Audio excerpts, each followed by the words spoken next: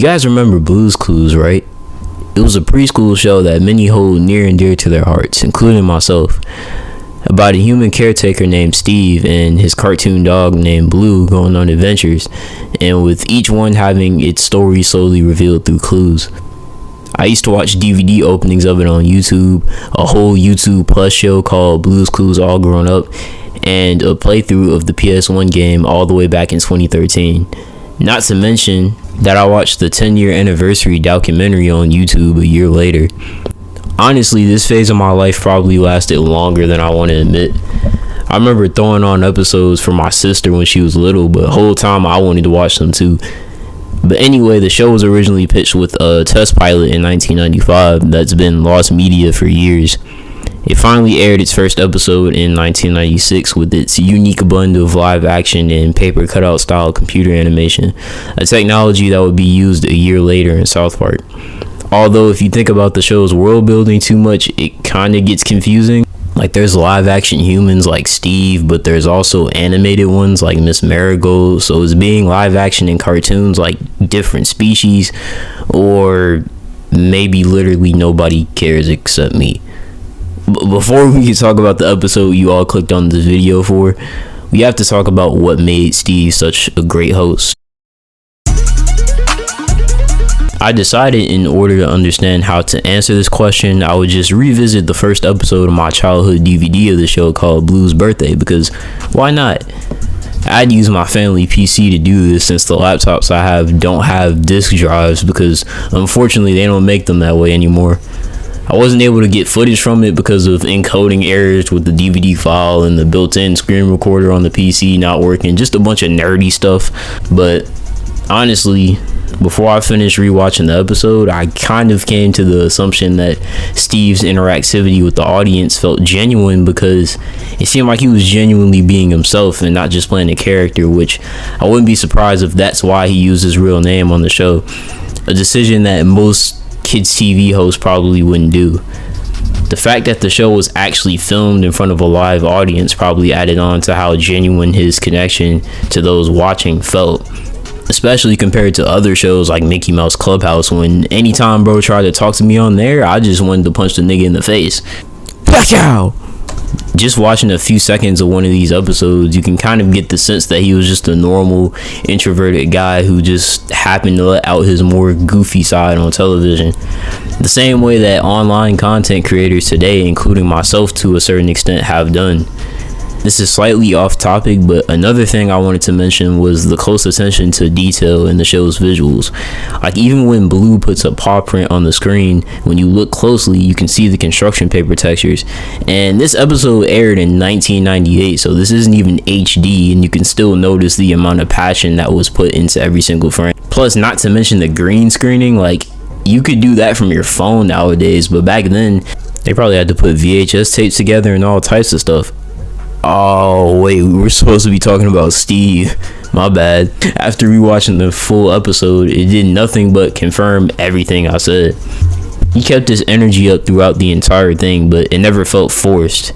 It was like he was just happy to be there, and that's an energy that's hard to capture, especially for 4 seasons. I also found out there's a longer cut of this episode on VHS.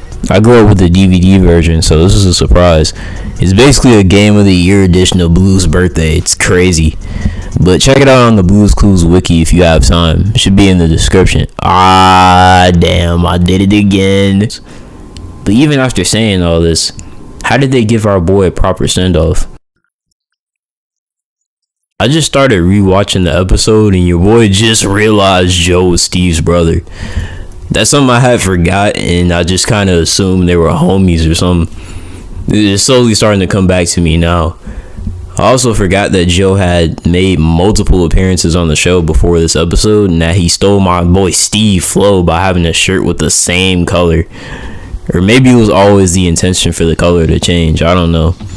Kind of glad they changed that later on. I also wonder if I knew what college was when I first saw it. I was like 5 when I got the Blue's Biggest Stories DVD, so this episode might have been my first introduction to it as a concept.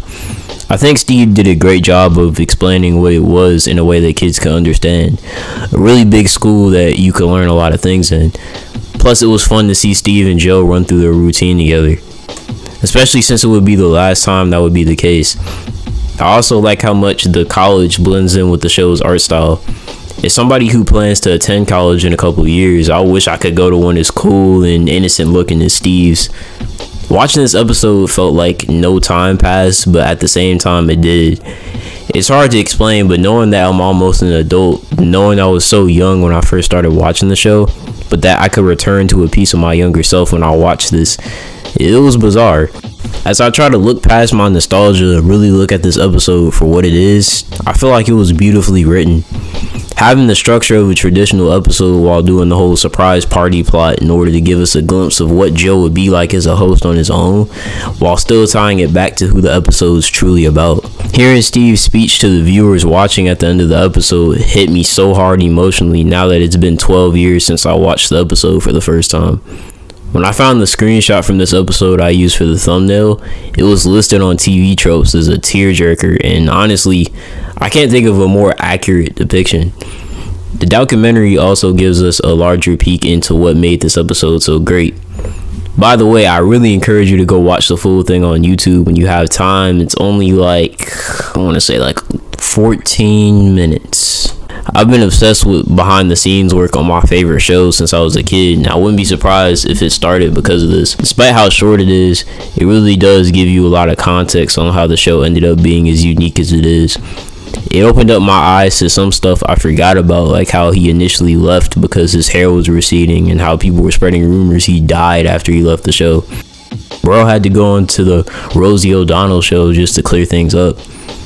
Ironically, she appeared in the TV/DVD version of Blue's Birthday. He also talks about how Donovan Patton got the role of Joe, even though he knew nothing about the show beforehand, among other things. Like I said, check it out when you have time. But now that helps transition into my next question. What made Joe a great host? What's Blue's Clues? Donovan. Boy, if you don't get... I decided to watch the episode that I thought was produced right after Steve goes to college called Scavenger Hunt, just to see how smooth his transition was after Steve left. Even though it wasn't made when I thought it was, from what I saw on the wiki, I could assume it was produced at least 7 months afterwards. I'm not sure. So my assumptions about his performance may be incorrect, and if they aren't 100% fact, just know that it's what I truly feel. I think I watched this one as a kid, might have watched it with my sister, I don't know, but we'll see how this goes. They finally gave my boy his own colored shirt. Already his flow is different from Steve's, but I find it a lot harder to articulate. I guess it feels like he knows he couldn't copy Steve word for word, bar for bar, so he slowly tries to learn how to do his own thing from what he's been shown. It seems like he's trying to learn who he is just as much as the audience is trying to learn how to develop their thinking skills and adjust to him as a host. It seems like a lot of times people look at Steve's time on the show more fondly and just kind of see Joe as the guy who had to take his place, but nothing more than that, which I think is really unfair. Is he as quote-unquote good as Steve was? We'll get to that later, but I'll admit as a kid I actually preferred Joe over Steve. Maybe it was because the DVDs I had contained more Joe than Steve episodes, so that might have had something to do with it. I think this was a good episode for him to start off with, or at least one I thought he started off with, since the scavenger hunt structure even had me, a 17-year-old, genuinely kind of excited to see how it all came together. Although the answer was pretty obvious and I felt kind of dumb once it was revealed to me. I don't think he has the same amount of energy that Steve did when it comes to certain songs, like the Who's Clues Blues Clues song for example, but he still sounds decent. Also, the cupcakes in the episode low-key look delicious. I'll keep it a buck with you on that. But how does this help answer the age-old question? Is Steve better than Joe? We'll find out after the break. Have you heard of that new show, Satire Children? Who? Don't worry, Snoop, I got you. Satire Children is about a group of quadruplet teenage brothers and their girlfriends who try to spread activism throughout their community using their respective talents. The main protagonist, Kevin, is an animator, for example. The show will blend satire, coming of age, and Afro surrealism together. Much like the show Atlanta, Like how that show started off as a story about coming up in the music industry, my show will use its activism angle to dive deeper into other aspects of the show's world. In my case, that would be the relationship between all the characters. More information will be revealed soon. You could check out some of the promo art I did from my Instagram/threads, link in the description. Also, check out my casting call for the show, link in the description. We're looking for 5 animators for the first episode and going forward, as well as a voice actor for episode 2, which hasn't been written yet. Now back to the video to answer the question: is Steve better than Joe? Is Steve better than Joe? Is Steve better than Joe? He really pacing around this room saying this? Is Steve better? Hey, babe, come in here. This boy losing his damn mind. Is Steve better than Joe? Is Steve better than Joe? Is Steve? After a long amount of time, I've decided that he finally gonna answer the question. Bro, I'm hyped. They're both good in their own right. Oh, this mug tweaking. Both hosts have their own styles. Steve has his introverted, goofy guy with a big heart thing. Joe has his guy that may not have the same energy as his predecessor, but who was brought up under their wing and cares about what he's doing thing. Despite their difference in styles, they both offer something unique to the table. I'll admit I do prefer Steve. Boy, why didn't you just say that? But how you think they rank against each other is up to your own discretion. This video is supposed to be a look at how much the franchise changed after Steve left. So outside of Joe taking his place, what else changed? During the 2000s, it was the decade that Nickelodeon really started to dig into their spin-off bag. Rugrats had all grown up in preschool days, and I guess that Fairly Odd Parents had Crash Nebula. Only one out of these 3 were actually successful, and I go as far to say that it's an underrated classic that got way too much hate, even though it's basically just as told by Ginger with Rugrats, but that's a story for a whole nother video. Another one of these spin-offs was Blues Room, a show that launched in 2004. It was given a backdoor pilot during the final season of the original Blues Clues titled The Legend of the Blue Puppy. This episode was actually on my Blues Biggest Stories DVD alongside the actual first episode of the show, Snacktime Playdate. It starts off with Joe and the homies looking at a blue moon. Then this moon fairy comes out of nowhere and tells Blue how she's basically different from other dogs with the things she likes, and she was born with a golden key. So they end up spending the rest of the episode looking for the key. They find out her plush toy Polka Dots had the key.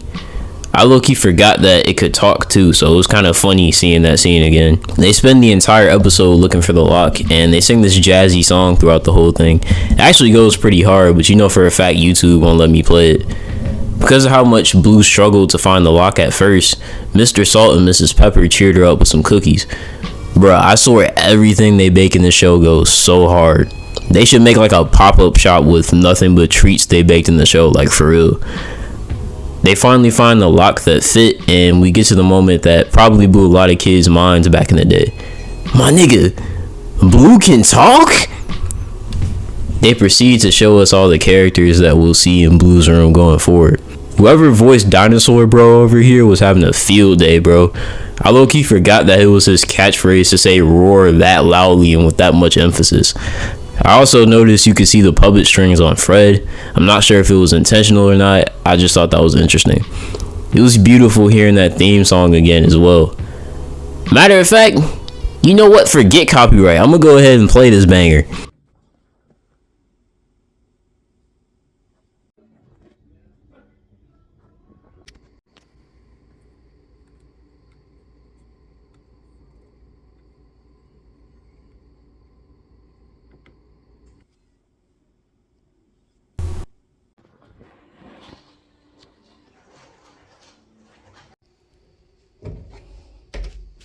Anyway, overall this episode is just as great as I remember it being. They were able to add something new to Blue's character that makes sense with how unique of a dog she already is, and were able to make her talk in a way that wouldn't mess with the original show's vision. Because you know, if she could talk in her base universe, then she wouldn't need to give her owner clues on what she wants to do that day. Therefore, there'd be no show. I think this was the smoothest backdoor pilot and just overall transition into a spinoff that Nickelodeon has done outside of Rugrats' All Grown Up special. Instead of what happened with the SpongeBob spinoffs where alterations to the original show's canon had to happen in order for them to exist. I haven't actually watched them, but they kind of seem conceptually all over the place knowing what I know about the original. But now let's see what a full episode of Blues Room would be in this universe. For some reason, this is the only damn episode that isn't on Paramount Plus, so I had to find a pirated version on the Internet Archive that had this irritating watermark in the middle of the entire episode. Then somebody uploaded the whole DVD on there. Was the DMCA asleep that day or something? And you're probably like, bro, you have the episode on DVD, just watch it there. But I like to take notes and watch the episodes on the laptop specifically, not another device. So I guess I should really be angry at myself, but let's get this over with. This episode is centered around different snacks, and with the way it's structured, we see Blue talk to you and her friends for a little bit. Then Doodleboard will draw something and you'd have to guess what it is. Then she goes over the dictionary to find out what the word scrumptious means for this episode. The dress up chest then gives Blue what she needs to pretend she's in the book if you give a mouse a cookie. She actually reads the book in the episode. This was actually my introduction to the book as a kid, and in 4th grade and my sophomore year of high school, I had to do projects where we made stories inspired by that book structure. I thought that was something cool I could talk about. She put puzzle pieces together throughout the episode to reveal that it was a Snacktime Playdate, which she actually ends up having. I ain't gonna lie, the banana pops they made in this episode look hard. Or that's just because seeing that scene instantly took me back to when I first saw it, but I don't know. I also forgot there's a handy dandy journal in this universe instead of the notebook from the original show. He also talks because I guess everybody talks here. I think it was cool they had actual kids singing during the credits. Believe it or not, 5 years ago, I did a video on John Cena trying to audition for the Blue's Clues reboot in a competition with The Rock, and now I thought he'd be cringe and ruin it. I actually rewatched this out of curiosity, and it's fine, I guess.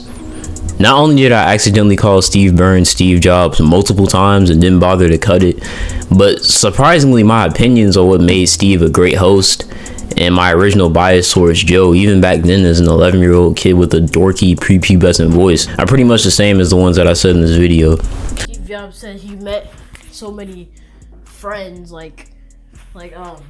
he met so many children through the show, and he just felt like he was just a regular old Joe, like somebody you would meet off the street, not some kid not some guy you would see in a preschool show that you were growing up with.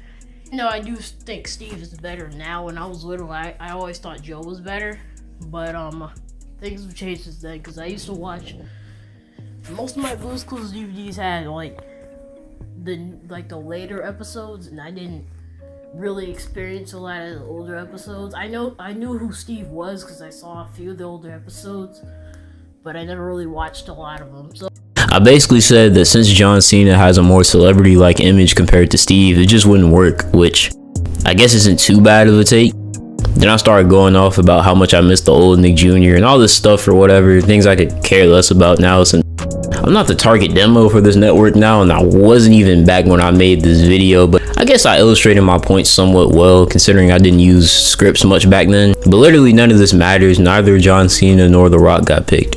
Instead, when the trailer was revealed later that year in 2018, we got Joshua De La Cruz. I ain't gonna lie, that name got a nice flow to it. When the trailer initially came out, I thought he was a dope pick, but I didn't really get around to watching it. I asked some kids at my school at the time what they thought of him. They weren't too impressed. But since we're talking about how much Blue's Clues changed as a franchise, I feel like it would be unfair for me to leave out the new show just because I didn't grow up with it. Plus, Steve and Joe came back for this pilot, so there's some level of familiarity there for me. I'm like 4 years late, but I'm interested to see how this turns out. New theme song is okay, I guess. I'm trying to look past my nostalgia as best as I can, but I don't even know if it's that's preventing me from liking it. I'm not sure what it is. The new CG art style, how clean and pristine it looks compared to the more handmade but not really look of the original, was a big adjustment. The fact it's in widescreen HD, I swear, bro, I'm trying, I promise. Josh is having his first snack time with Blue and has no idea what to do, so he calls Joe on his handy dandy notebook phone hybrid, which is really cool. I think it's nice they kept something from the original while still updating it for today. Also, apparently Steve and Joe are his cousins, so that's interesting. I knew about Steve coming back, but I didn't realize Joe did too until I started doing research for this video. He also runs a present shop now, so also bro did not age like at all. By this point, it had been 13 years since the original show ended, and he still looks mostly how he did back then, outside of his hair being a bit more cut down than before. Then he calls my boy Steve, who's a detective now. I also like that parts of their respective theme songs play as him and Joe first appear on screen. Nice little touch there. They speak fluent Bluanese, so they're able to decipher what she says, and they tell Josh that she wanted to play Blue's Clues. Poor guy doesn't even know how the game goes, man. My boy gets his first paw print. They look so sparkly now, but I kind of rock with it. Hearing Steve and Joe sing the Who's Clues Blues Clues song to show Josh how to play Blues Clues, and then him coming and singing at the end was pretty nice.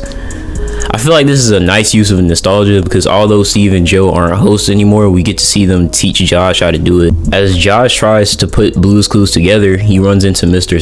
Salt and Mrs. Pepper. Apparently they have more kids now, that's cool. The letters got replaced with emails.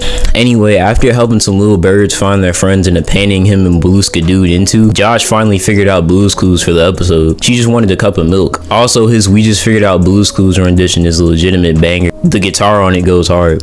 I like how they structured this episode with Steve and Joe showing Josh the ropes. Kids that never saw the original would slowly learn the structure of an episode the same way Josh is, and their parents can relive their childhood memories with the original. Although reboots and remakes do feel kind of overdone these days, that aspect of nostalgia, that unity, is pretty dope, and this episode does a good job at capturing that.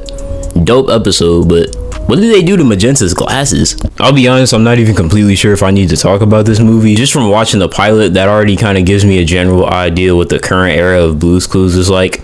But since Steve and Joe are included in this film, I was curious to see if they'll do anything interesting with their characters that would tie into the main point of this video. As I'm making this section, I am kind of fearful that I'm falling down a rabbit hole here and that I'm making this longer than it needs to be. But I mean, it's only 74 minutes, probably shouldn't take me too long to summarize. Maybe I should try and keep an open mind. I couldn't find any footage to use from this movie, so you're gonna have to deal with these screenshots that I took off the Blue's Clues wiki and some that I took myself. It might seem a little like amateur, but it's better than me giving you like OBS footage that runs under like 30 FPS and just super laggy. Trust me, this is the better option. Right now, watching the beginning of this, the budget already seems higher than the show. Like, it looks surprisingly clean for a straight to streaming movie. Also, why does the opening theme to this go as hard as it does? Like, the little falsetto Josh hits in the beginning is way more fire than it needed to be, for real. Plus, Blue's render in this movie is so rich and detailed, man. Like, the shading is noticeably darker than it is in the show, but it gives it a more cinematic look. I rock with it. They decided to ditch the 2D style frame rate that they use for her and the other animated characters in the show. It definitely takes some time to adjust to. Basically, what the movie's about is Blue and Josh trying to get an invitation to join a Broadway musical hosted by this rainbow puppy in New York. Because I guess every live action cartoon hybrid movie has to take place there, and them constantly running into obstacles trying to do so. Long story short, Josh gets the invitation. They skidoo in a bus through a painting to New York. I think taking that classic aspect of the franchise and enlarging its scope in that way is pretty cool. Because of how happy Blue and Josh are or whatever, they slowly start turning things magic in New York. Josh tries to see where the audition is, but bruh lost his handy dandy notebook. Bruh left it at the house the whole time. Mr. Salt makes a promise to go out and bring it back to Josh. Apparently his dream is to be Josh's hero. Ironically, the main song for the auditions in Rainbow Puppy's musical is the song that we hear at the end of every Blue's Clues episode. You know, the Now It's Time for So Long one. Josh runs into this Broadway actress as he's trying to figure out how to get to his audition. She tells him how to deal with the butterflies he gets in his stomach when he thinks about auditioning. Mr. Salt gets to the city and finds someone who could help them find Josh. Ah, wait, it's our boy. Remember, Steve's a detective now, so he's ready to help. As soon as bro comes on screen, he just carries. Because, you know, he's Steve. That's what he does. Like how he's able to elevate little jokes, like how the same jazz riff keeps playing every time he says mystery is just so dope. Then Steve and others pull up to Joe's present shop. They come with the idea of a balloon signal to catch Josh's attention. Josh runs into Taboo from the Black Eyed Peas for some reason. Real random cameo there. I ain't even gonna lie, I low-key forgot he existed and had to look him up on the Blues Clues wiki when I was watching this. He helps Josh deal with his nervousness by telling him to just let everything around him inspire him musically. Then we get a cameo from Fred from Blues Room. That was pretty cool. I wonder if the show will come back one day. Steve, Joe, and the others happen to hear Josh's musical number. Bruh finally puts the clues together and now has an idea of how he's going to get to his audition. Meanwhile, Rainbow Puppy actually passes on legitimately fire and trash auditioners, anxiously waiting for Josh to get there. Josh and Blue get in a taxi to try and get there, and Cobra Kai is out here driving them there. Josh spots Steve, Joe, and the others, and they all get in the taxi together. He gets his notebook back and they're on the way to the audition, but my boy is late, but he still tries to get his time to shine by singing from his heart.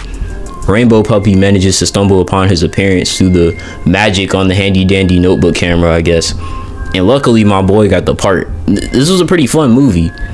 The story itself isn't too groundbreaking, it's favorable, but how well Steve and Joe bounce off everyone else in this movie, I feel like it's deeper than nostalgia bait. Like, since Josh is their cousin, them being in the movie and trying so hard to help him makes sense. We see them in a unique format since they don't really interact with the audience as much as they would in a traditional episode, but everything still flows well. Music was great, and of course Josh just killed it, bro. Back when he first got picked for the reboot, he said he grew up watching the show, and you could tell that energy of the kid who grew up to be surrounded by his heroes is inspiring, and you can feel it in every single scene.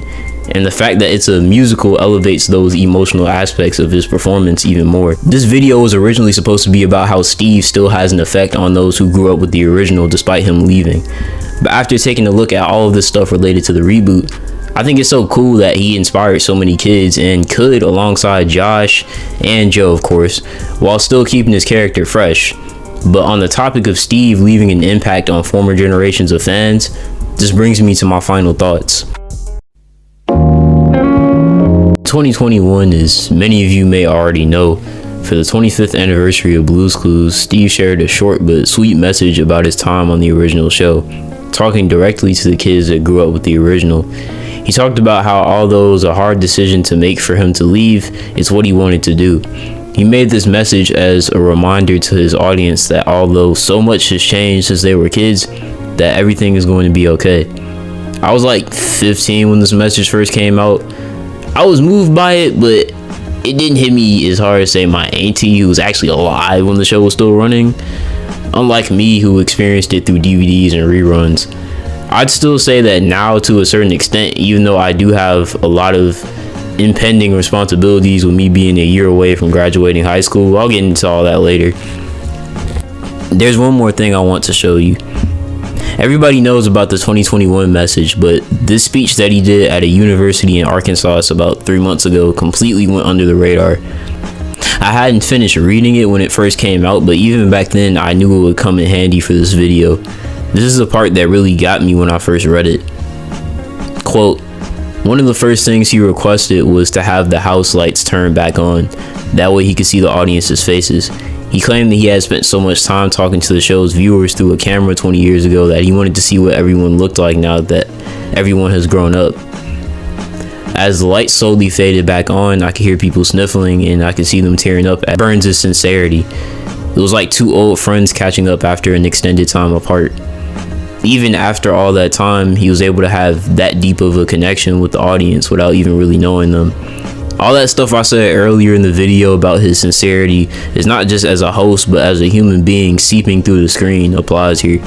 What makes me connected to this even more is that he was going through a lot mentally when he left the show, partially because of the death rumors, but he fought through all of it. His enthusiastic, empathetic character that he played on screen is what kept him going in real life. Quote, you don't fight depression, you collect it, he said. End quote. Another quote, to cope with his mental health, Burns looked toward his character on Blues Clues. He saw how his character would ask the audience for help and then take the time to listen to the children on the other side of the television screen. He realizes there's no weakness in asking for help, and that listening is the greatest gift that we can give each other. End quote. I'll admit, sometimes I get discouraged from doing things too. my social media not growing the way I wanted to, the fact that my childhood is basically over, losing my first year of high school to COVID, the fact that after I walk across the stage, almost all the relationships I've built since childhood will be forever changed. People moving to different states, colleges they'll be accepted from, and they'll be more expected from me. I'll have even less room to fail in the eyes of the world with each year that passes me by. I know some people will be in the comments like, yeah, but everybody has to go through that at some point. But that doesn't make it any less difficult. So to anyone around my age that is watching this and does feel that confusion, hey, remember, just 3 to 4 years ago, you were still in middle school. Friendly reminder that 5 years ago, I used to sound like this. Hey guys, Youth 18 Animation here. You got time to figure things out. It might not seem that way in the moment, but it's true. That's life in general. You never know what direction it'll take. I didn't think it'd take me 4 years to come back to YouTube, but I did it. I scrapped multiple scripts made in the past 3 years before it happened, but I did it. And during the making of this video, watching all those old episodes again, even the newer stuff to a certain extent, connected me back to that inner child that we all need to keep in ourselves. The same way it probably did for those that saw the 2021 message from Steve or the 2023 college speech. The world can be terrible, but you don't have to be. Even if you're reluctant at first, take that leap of faith. When Steve first auditioned for Blue's Clues, that's what he did.